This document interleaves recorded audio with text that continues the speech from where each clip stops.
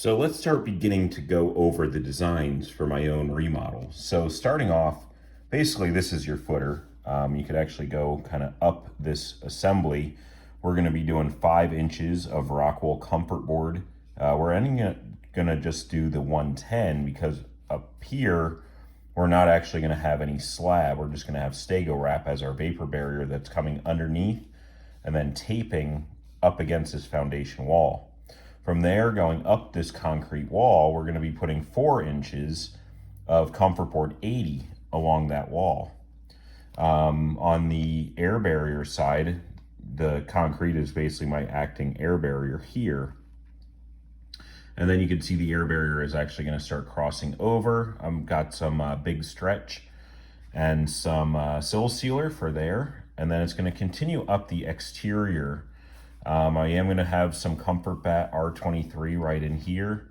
And then on looking at the outside here, I'm going to have SIGA My Vest, which is right there. And this is going to be my exterior. So this could be my primary air barrier if I wanted to stop there. But what I end up doing also, if you look on the interior here, I'm going to be having SIGA My Rex. So you can actually see I'm going to have 2 air barriers, which there is absolutely nothing wrong with 2 air barriers. From there, 2x4 wall, so not 2x6. That's going to have an R15 comfort bat in it. And then on the exterior, I'm running up the entire exterior of the home with 2 inches of comfort board 80.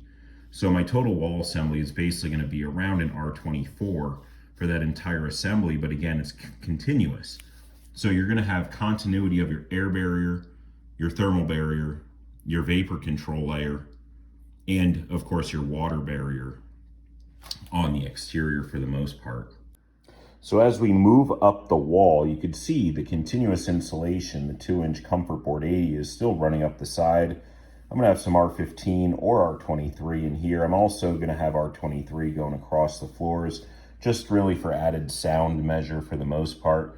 Kind of see my Myrex, my MyVest, all kind of continues up to the attic. So you'll notice my continuous insulation is going to go all the way up to the top of the trusses, between the trusses. But even still, you really don't need that.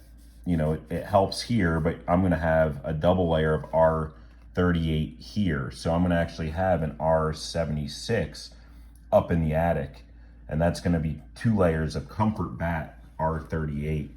So this is basically my vented roof assembly. I am going with plenum trusses to have conditioned areas for the HVAC ductwork to go through and any other kind of wiring or plumbing that needs to go through a conditioned space.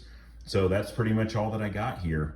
More to follow. Make sure that you subscribe to my channel.